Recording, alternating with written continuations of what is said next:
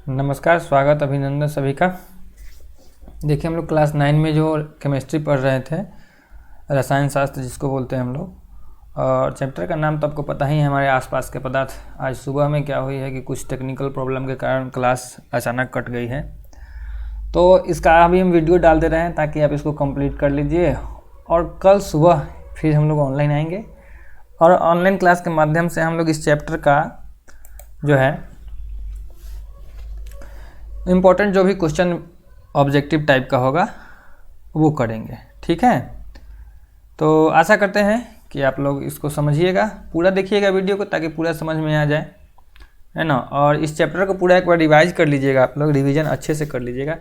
तो हम आपको बता रहे थे आज के इस क्लास में कि जो ऊष्मा का अवशोषण होता है वो तो हम ऑनलाइन में समझा ही दिए थे, पदार्थ की प्लाज्मा अवस्था आपको समझा रहे थे। तो देखिए, भौतिक मतलब कि जो हम लोग के आसपास में जो भी पदार्थ देखते हैं वो 3 टाइप का होता है। ठीक है, ठोस, द्रव और गैस। ये चीज़ हम आपको बताए हुए हैं कि जो हम लोग भौतिक अवस्था के आधार पर पदार्थों का वर्गीकरण करते हैं वो ठोस, द्रव या फिर गैस हो सकते हैं। कौन कौन हो सकते हैं? ठोस यानी कि सॉलिड, द्रव यानी कि लिक्विड, और फिर गैस। ये 3 चीज़ होता है। लेकिन वैज्ञानिक होते हैं कुछ खुरापाती दिमाग के, इन्होंने क्या किया ना कि एक पदार्थ की चौथी अवस्था का क्या कर दिया हुआ है, यहाँ पर हम आविष्कार शब्द लिखे हुए हैं। मतलब कि ये प्रकृति में कहीं कहीं रेयर केस में पाया जाता है, जो हमको आपको देखने के लिए मतलब कि शायद ही मिल जाए। ठीक है, प्लाज्मा अवस्था ऐसे सूर्य में होता है, लेकिन उसको वो यहाँ पे तो अवेलेबल है नहीं सूर्य। ठीक है, एक आध दो जगह पर और कहीं कहीं पे होता है, जो कि उतना हम लोगों को नॉर्मल डेली लाइफ में इसका यूज नहीं होता है। इन्होंने आविष्कार कर दिया और इस अवस्था का आविष्कार करके इसका नाम रख दिया प्लाज्मा अवस्था। ठीक है, अब ये है कि देखिए, सॉलिड का हमको पता है, लिक्विड का भी पता है, गैस का भी पता है, पूरा डिटेल में पढ़े हुए हैं हम लोग। ये 7वां वीडियो नंबर 7वां होगा, ठीक है ना। लेकिन इसका हम लोग पूरा डिटेल में पढ़े हुए हैं कि सॉलिड क्या है, लिक्विड क्या है, गैस क्या है, सबका प्रॉपर्टी, पूरा सबका गुण एक एक करके एकदम फोड़ के पढ़ाए हुए हैं, पूरा एकदम खोपड़ी में डाल के पढ़ाए हुए हैं। अगर नहीं देखे हुए तो उसको देख के रिवीजन कर लीजिए। ये चौथा अवस्था जो प्लाज्मा अवस्था है, देखिए सॉलिड का जो कण होता है, आपको पता है कि पदार्थ किसके बने होते हैं? कणों के बने होते हैं। तो ये जो सॉलिड के पार्टिकल्स यानी कि कण है, उसके बाद में लिक्विड में आता है। तो लिक्विड में जो डिस्टेंस होता है इनके पार्टिकल्स के बीच के, इनके कणों के बीच के, वो सॉलिड से ज़्यादा होते हैं। फिर इससे भी ज़्यादा स्पेस होता है, इससे भी ज़्यादा दूर दूर रहते हैं किसके? गैस के। और देखिए, जब ये गैसीय अवस्था में है तो गैसीय अवस्था में से इसमें किया क्या जाता है ना कि ये वैज्ञानिक सब इसमें क्या किया ना कि करंट प्रवाहित कर दिया। क्या कर दिया? करंट प्रवाहित कर दिया। समझ रहे हैं ना, विद्युत धारा यानी कि बिजली इसके अंदर से घुसा के और इसमें लगा करंट देने। अब इससे करंट देने लगा ना तो ये आयोनाइज्ड हो जाएगा, आयनीकृत हो जाएगा। ठीक है, आयनीकृत क्या है ये सब चीज़ अब आगे पढ़िएगा। इस चीज़ को हैरान नहीं होना है, बेचैन नहीं होना है।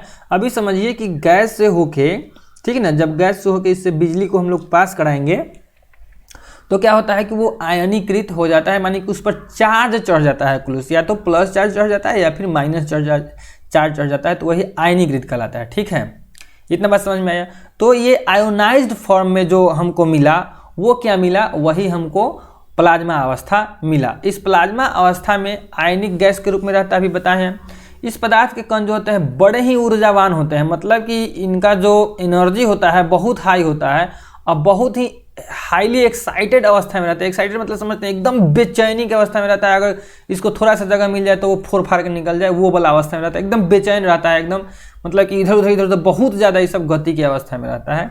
ये चीज़ हम आपको बताएं इसमें। ठीक है, तो जनरली नॉर्मली समझिए कि जो प्लाज्मा अवस्था है, हालांकि देखिए प्लाज्मा अवस्था और बोस आइंस्टीन कंडेंसेट अवस्था 11वीं-12वीं में आपको पूरा एकदम ब्रॉडली पढ़ाया जाएगा।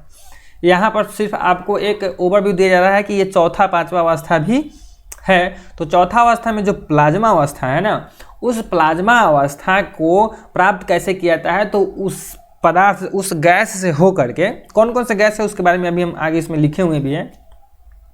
तो गैसीय अवस्था में जो रहता है उसमें से बिजली को प्रवाहित करके उसको आयनिक रूप में आयनिक कर दिया जाता है, आयोनाइज्ड कर दिया जाता है।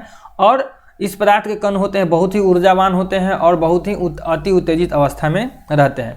प्लाज्मा अवस्था का उपयोग कहाँ होता है? मेनली क्वेश्चन यहीं से पूछता है। ठीक है, तो जो हमारे घर में जो CFL होते हैं, उसमें जो ट्यूब नहीं होता है, ट्यूबवेल ये सब देखे होइएगा, आगे नीचे इसका फिगर भी आपको मिल जाएगा, वहाँ होता है वो नियॉन संकेत होता है। नियॉन संकेत जैसे कि साइन बोर्ड, ये सब कहीं कहीं पे बड़े बड़े होटल वोटल में जाइएगा तो इस टाइप का जो दिखता है, देखिए इस टाइप का जो दिखता है, ये नियॉन संकेत बल्ब हो गया। फिर देखिए ये ट्यूबलाइट हो गया। तो ये होता क्या है ना कि इसमें भरा हुआ रहता है, ठीक है, यहीं पे उपयोग किया जाता है। एक्चुअली क्या है कि देखिए जो ये ट्यूब है ना, इस ट्यूब में गैस भरा हुआ है, क्या हुआ है, गैस भरा हुआ है। जैसे ही हम इसमें बिजली देते हैं, एक मिनट, हाँ, जैसे ही हम इसमें करंट देते हैं, क्या करते हैं, करंट देते हैं ना, तो ये करंट क्या करता है कि इसमें जो गैस भरा हुआ है, इसमें गैस भरा हुआ है, उस गैस को ये जो बिजली जो है ना, ये पावर जो है ना, उसको आयोनाइज कर देता है और वो चमक उठता है, और वो क्या होता है, चमक उठता है। समझ में आया। अब बात है कि कौन सी गैस भरी जाती है, तो देखिए आगे आप केमिस्ट्री में पढ़िएगा कि कुछ अक्रिय गैसें होती हैं, निष्क्रिय गैसें होती हैं, जैसे कि नियॉन है, क्रिप्टॉन है, आर्गन है, तो ये सब टाइप का गैस इसमें भर दिया जाता है। नियॉन में नियॉन संकेत वाला बल्ब भर दिया जाता है, गैस भर दिया जाता है, इस सब में इसका उपयोग किया जाता है, ठीक है। तो क्वेश्चन यही पूछता है कि प्रतिदीप्त ट्यूब में किस गैस का उपयोग किया जाता है, ठीक है। तो नियॉन संकेत, चाहे नियॉन संकेत वाले बल्ब में किस गैस का उपयोग किया जाता है, तो इसका जवाब हो जाएगा क्या, नियॉन गैस का, या फिर कुछ अक्रिय गैसों का उपयोग किया जाता है। देखिए प्रतिदीप्त ट्यूब में तो हीलियम गैस भरा जाता है, जो ये वाला ट्यूब है इसमें हीलियम गैस, और इसमें Ni लिखा हुआ है, Ni से नियॉन भी होता है, neon gas. Neon, helium, argon, krypton ये सब जो होता है आपका अक्रिय गैस होता है। क्लियर है, अक्रिय गैस होता है। तो नियॉन संकेत वाले बल्ब में नियॉन गैस और प्रतिदीप्त ट्यूब में हीलियम गैस, ये सब कुछ अक्रिय गैसें होती हैं जो इसमें भरी जाती हैं। और यहाँ देखिए विद्युत प्रवाहित होने पर यह गैस आयनीकृत हो जाती है, समझा ही दिए। और आवेशित होने पर यह क्या होता है, ट्यूब के अंदर चमकीला प्लाज्मा तैयार करता है, वही चमकता है, हम लोग को रोशनी मिलती है। अब बात यह है कि जितने भी सूर्य हैं और तारे हैं वहाँ भी प्लाज्मा अवस्था ही पाया जाता है, लेकिन इनका टेम्परेचर बहुत ही हाई है, ठीक है। और इसी प्लाज्मा अवस्था के कारण कि वे चमकते भी हैं। ये फिर से एक हो गया सॉलिड, लिक्विड, गैस। और ये देखिए इससे भी कम इससे भी अलग अलग इसके पार्टिकल्स रहते हैं प्लाज्मा के। और ये देखिए plus charge, plus minus charge, इसमें से जब इसमें करंट प्रवाहित करते हैं तो ये प्लाज्मा अवस्था में बदल जाता है। अब देखिए गैस को जब प्लाज्मा अवस्था में बदलते हैं तो कौन सा प्रोसेस लगाते हैं, आयोनाइजेशन। गैस को प्लाज्मा अवस्था में बदलते हैं तो आयोनाइजेशन। तो अब पूछता है कि गैस को प्लाज्मा अवस्था में लाने के लिए कौन सा, गैस में प्लाज्मा अवस्था में लाना कौन सा प्रोसेस है, तो आयोनाइजेशन प्रोसेस, ठीक है। या फिर प्लाज्मा को गैस में लाना कौन सा प्रोसेस है, जैसे कि प्लाज्मा बन गया, जैसे ही इससे करंट को हटाइएगा तो उसका क्या हो जाएगा, डी आयोनाइजेशन हो जाएगा। क्या हो जाएगा, डी आयोनाइजेशन प्रोसेस। तो गैस, प्लाज्मा से गैस डी आयोनाइजेशन, गैस से प्लाज्मा आयोनाइजेशन। क्लियर है इतना बात।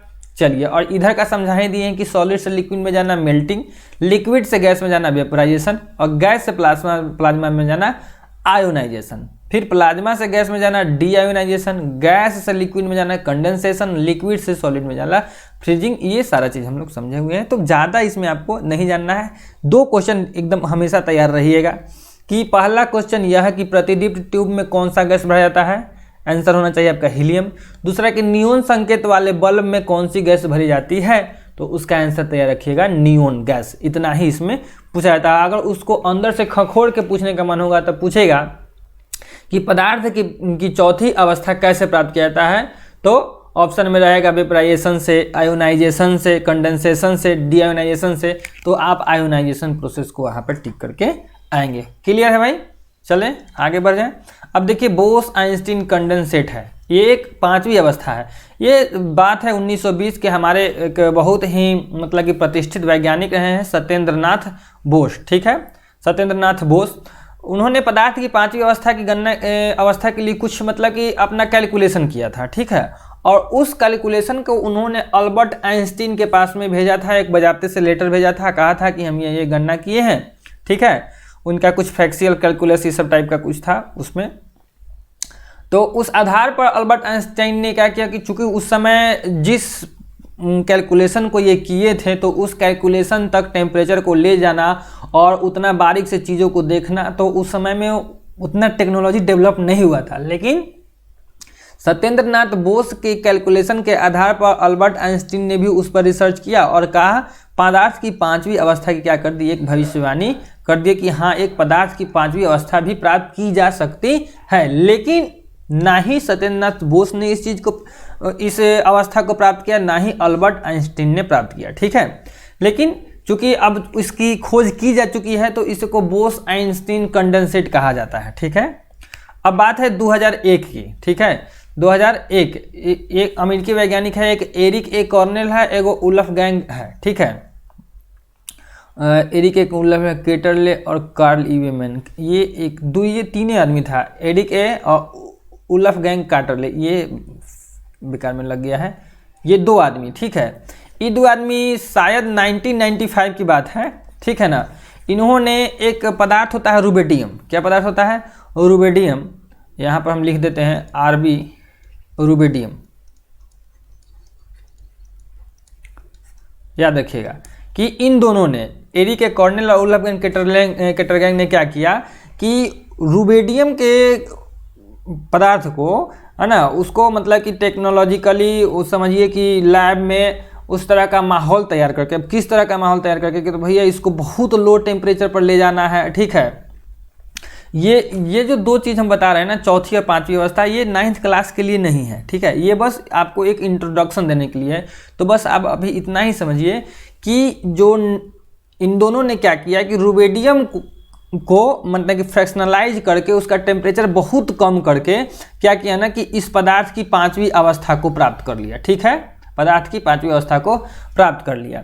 और एक आदमी और है कार्ल ई वेमैन, कार्ल ई वेमैन। तो कार्ल ई वेमैन ने क्या किया, कार्ल ने क्या किया कि सोडियम धातु, किसको, सोडियम धातु की सहायता से पांचवी अवस्था को प्राप्त किया। और इन दोनों ने, किसने, एरिक ए कॉर्नेल और वुल्फगैंग केटरले ने क्या किया कि रुबिडियम के सहायता से, रुबिडियम धातु पर से उसकी पांचवी अवस्था को प्राप्त किया। और जो लास्ट वाला था कार्ल, इसने सोडियम धातु से पांचवी अवस्था को प्राप्त किया था। और इसी के कारण इन तीनों को 2001 में क्या किया, बीईसी, मानी कि बीईसी का फुल फॉर्म में पूछ देता है, BEC, B for Bose, E for Einstein, C for condensate, Bose Einstein condensate. इसका हिंदी भी वही है, इंग्लिश भी वही है, ध्यान रखिएगा। ठीक है, तो इन तीनों ने, चूंकि इन दोनों ने रुबिडियम धातु पर और इन एक महाराज ने सोडियम धातु पर प्रयोग करके बीईसी यानी कि बोस आइंस्टीन कंडेंसेट की अवस्था को प्राप्त किया था, इसलिए 2001 में इन तीनों को क्या मिला है भैया, नोबेल प्राइज भी मिला है। इसको प्राप्त करने के लिए थोड़ा सा प्रोसेस है कि सामान्य वायु के घनत्व के 1 लाख भाग जितने कम घनत्व वाली गैस को बहुत ही कम तापमान पर ठंडा करने पर, मतलब यह है कि घनत्व, देखिए घनत्व आपको समझाए हुए हैं, ये घनत्व है। ठीक है, और ये भी कोई पदार्थ है, इसका भी घनत्व, इन दोनों में के कंपेरिजनली इसका घनत्व ज़्यादा है और इसका घनत्व कम है। ठीक है, तो कोई पदार्थ ले लिए, ठीक है, उसका घनत्व बहुत कम कर दिए, 1 लाख भाग कर दिए उसके घनत्व को, और टेम्परेचर को क्या कर दिए, बहुत ठंडा कर दिए। ठीक ना, तो टेम्परेचर को बहुत ठंडा, अलग अलग पदार्थों के लिए टेम्परेचर भी अलग अलग होगा। तो एक तो उसको बहुत ज़्यादा फ्रैक्शनलाइज कर दिए, ठीक ना, बहुत ज़्यादा उसको अलग अलग कर दिए। अब देखिए जैसे कि मान लीजिए इतना है, अब इसमें से इसको निकालिए, फिर इसका बहुत टुकड़ा कीजिए, फिर इसका टुकड़ा कीजिए, फिर इसका टुकड़ा कीजिए, ऐसे करते करते करते खाली जब आगे पढ़िएगा तो इलेक्ट्रॉन, प्रोटॉन, न्यूट्रॉन ये सब होता है। ठीक ना, फिर आपको बोसोन कौन पढ़ाया जाएगा, ये सब चीज़ आगे पढ़ाया जाएगा आपको।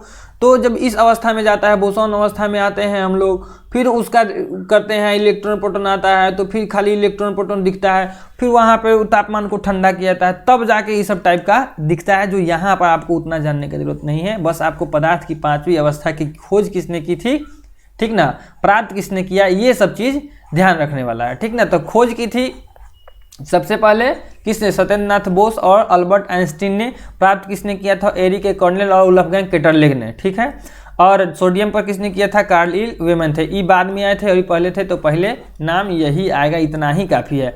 अच्छा, बीईसी प्लाज्मा के विपरीत है, जो बोस आइंस्टीन कंडेंसेट है ना, प्लाज्मा के विपरीत है। कैसे, प्लाज्मा में याद कीजिए हम लोग बिजली दिए थे, करंट दे दिए थे, करंट देकर उसको और उत्तेजित कर दिए थे और उसको बहका दिए थे, और उसको हम लोग मतलब कि क्या कहें कि उसको और ज़्यादा गर्मी दे दिए थे, एनर्जी दे दिए थे। लेकिन बोस आइंस्टीन कंडेंसेट में क्या है, ठंडा कर रहे हैं, उसका घनत्व को घटा रहे हैं, तो ये एक दूसरे के विपरीत है।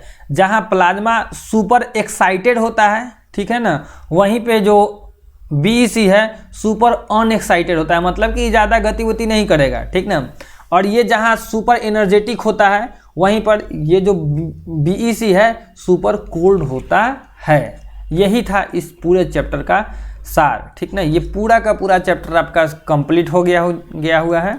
इसका PDF हम ऑलरेडी जो है ना आपको टेलीग्राम ग्रुप में डाल चुके हैं। टेलीग्राम ग्रुप का लिंक नीचे होगा, अगर वहाँ से नहीं खुलता है तो आप सिंपली असोनी 55 टेलीग्राम में जाके सर्च करेंगे, वहाँ हो जाएगा। अगर आपको व्हाट्सअप पे चाहिए तो आप हमारे व्हाट्सअप नंबर 9006822500 पर सिर्फ हाय और अपना क्लास लिख के सेंड कर दीजिए, आपको हम भेज देंगे, ठीक है। आगे बढ़ते हैं। आपको अगर वीडियो अच्छा लग रहा हो इस चैनल का तो सब्सक्राइब कर लीजिए, चैनल को लाइक कर लीजिए और बाकी दोस्तों के साथ में एक शेयर तो ज़रूर ही कर दीजिएगा, ठीक है। शेयर देखिए, आपसे हम कुछ ले नहीं रहे, बस आपका मोटिवेशन हमको चाहिए, बस आप लोगों का साथ चाहिए। आप लोग सिर्फ अपना साथ बनाए रखिए, हम आपके लिए ऐसे ऐसे वीडियोज लाते रहेंगे। फिर आपको निःशुल्क PDF हम अभी प्रदान कर रहे हैं, ठीक है।